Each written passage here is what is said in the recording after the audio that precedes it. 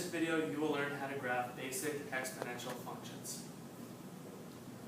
After watching, you will be able to identify the base of an exponential function, determine whether the function is exponential growth or decay, identify the function's basic transformations, specifically in this video, vertical and horizontal shifts, identifying the asymptotes and understand why it moves, and you will learn how to graph.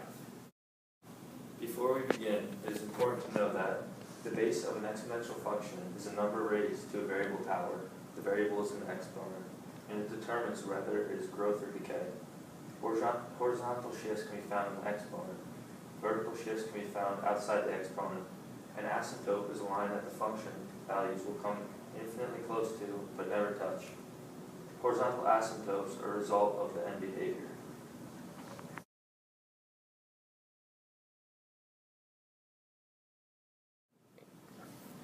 Let's start with the simple function of f of x equals 2 to the x. Before we can graph, it's important to identify the key features of this function. To begin, let's look for the base. After looking at the function, you can see that the base is 2, because that is the number that has the variable in the exponent. Now we have to decide whether this function is exponential growth or exponential decay. That is all determined by the base. Because the base is greater than 1, it is exponential growth. Now there you have to look for the transformations in the function. However, this one does not have any transformations. The horizontal asymptote of this function is at y equals 0. That is because there are no vertical shifts on this function. After you identify these features, there are 3 things you must do. You have to make a table of values, plot them on the coordinate plane, and label the asymptote. While table of values is already made, some of you may not know how to get the values for the y. I'll explain one over here.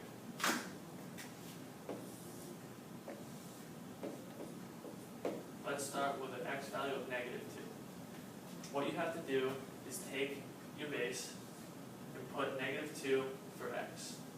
So you have that. Now, you have to remember you cannot have a negative in the numerator. So you have to take that and bring it down. So then you get 1 to the 2 to the second. And as we know, 2 to the second is 4, so your y value is 1/4. After you've done it for the rest, you can plot them on the coordinate plane and make your graph. So the blue is the graph of f of x equals 2 to the x. Now to label your asymptote at y equals 0, you make a dotted line across y equals 0 and label it. That is your complete graph of f of x equals 2x.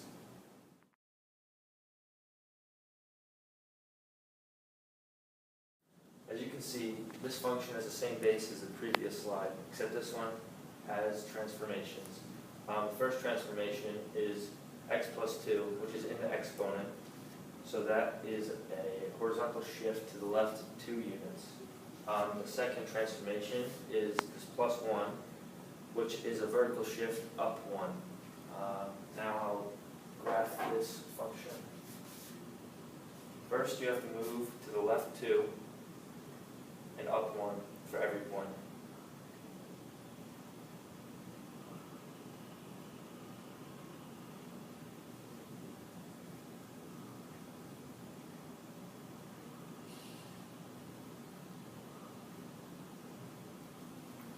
Then you have to connect the dots. Lastly, you have to graph the asymptote, which is a dotted line where the function gets close to 0 but doesn't hit 0, and label it.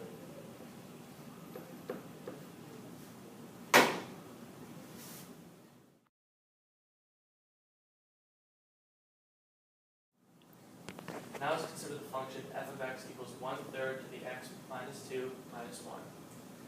Before we can graph, again, we need to look for the main aspects of the function. Let's look for the base.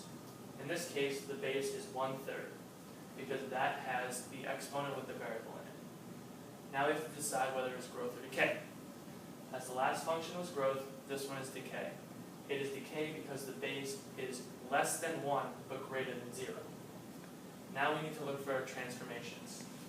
you can see that with x minus 2, we have a horizontal shift 2 right units, and then the minus 1 makes a vertical shift down 1 unit. Because there's a vertical shift down 1 unit, the new asymptote is at y equals negative 1. After these have been identified, you can make a table of values. As you can see, the table of values have already been made, but for those who do not know how to make one, or some of the points, you can look over here. So I took the first value of x equals negative 2. As you can see, I made it so it was 1/3 negative 2 in both exponents. Because you can't have negative exponents, you must switch the numerator and denominator so that they disappear. And after that, you can see how it equals 9/1, which just equals 9. After you do that for the rest, you can plot your points on the coordinate plane, keeping in mind that there are no transformations done yet. Now you have to make apply the transformations to the points. So you need to go 2 units to the right and 1 unit down for all of them. 2 to the right, 1 down. 2 to the right, 1 down. 2 to the right, 1 down. 2 to the right, 1 down. Now you can make your exponential function. Now that you have that, you need to label your asymptote. As I said before, it is at y equals negative 1. So you make your dotted line and label. Now you have successfully graphed f of x equals 1/3 to the x minus 2 minus 1.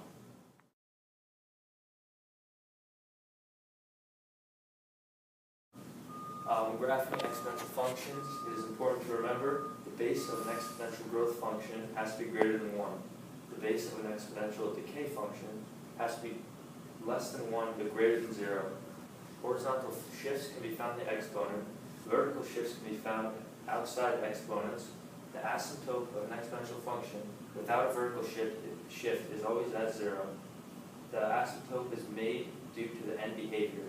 Graphing exponential equations are fun. And thank you for watching.